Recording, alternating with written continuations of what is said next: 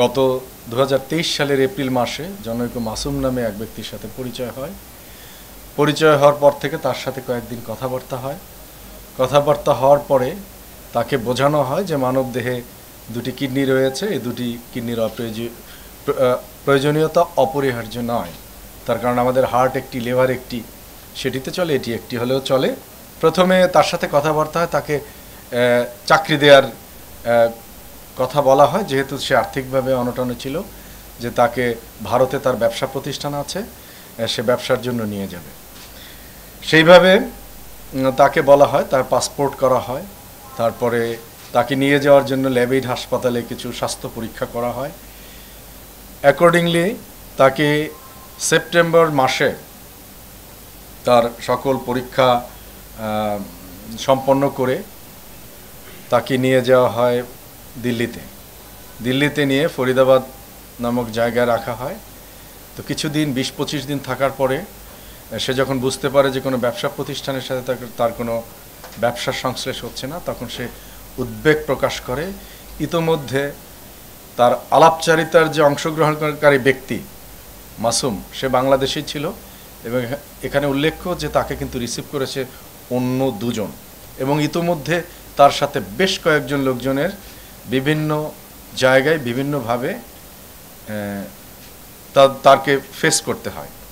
মাসুম গিয়ে তাকে প্রথম বলে যে এটি আমি একটু আগে যেটি বলছিলাম যে আমাদের হার্ট একটি, লিভার একটি, দুটি কিডনিরও আমাদের অপরিহার্যতা নেই। সেভাবে বলে তাকে একটি কিডনি বিক্রি করার জন্য সে প্রলুব্ধ করে এবং সেই সাথে সাথে চাপও সৃষ্টি করে।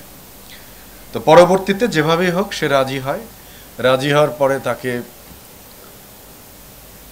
নিয়ে যাওয়া হয় দিল্লির এশিয়ান হসপিটালে। সেখানে তাকে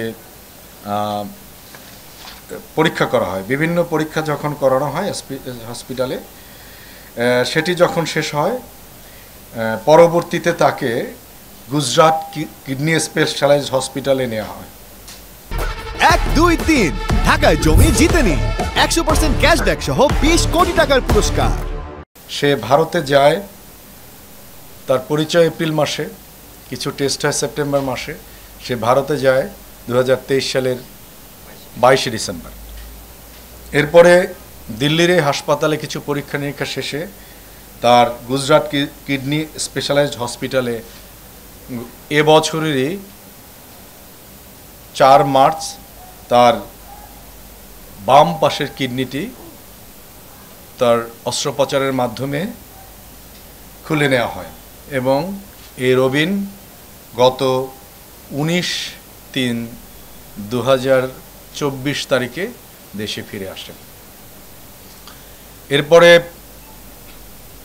রমনা ডিভিশন তথা ধানমন্ডি থানা police, assistant police commissioner, additional police commissioner, তারা কনজিকিউটিভ ড্রাইভ দিয়ে ইতোমধ্যে আরও একজনকে গ্রেপ্তার করেছে এবং অভিযান চলমান আছে। এই 3 জনকে যে গ্রেপ্তার করা হয়েছে, তাদের কাছে যে তথ্য পাওয়া গিয়েছে সেটি অত্যন্ত ভয়াবহ বলা যায়। এই কারণে দুঃখিত যে তাদের এ ধরনের কাজকর্ম তারা বেশ কিছু করেছে এবং এখনও বেশ কিছু কাজকর্ম তাদের পাইপলাইনে রয়েছে।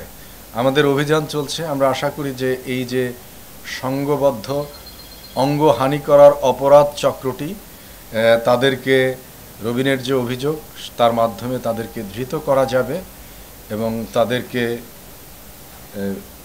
আইনানুগভাবে বিচারের মুখোমুখি করা যাবে।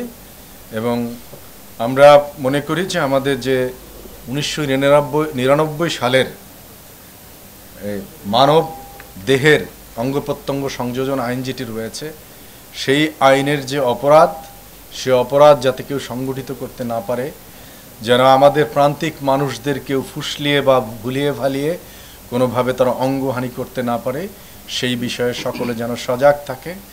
সকলের জননিরাপত্তা, জনশৃঙ্খলা সহ প্রত্যেকটি মানুষের তার দেহের যে নিরাপত্তা সেটিও যেন যথাযথ থাকে, সেটি আমরা প্রত্যাশা করি। এ বিষয়ে সকল মানুষের আমরা সচেতনতার প্রত্যাশা করি।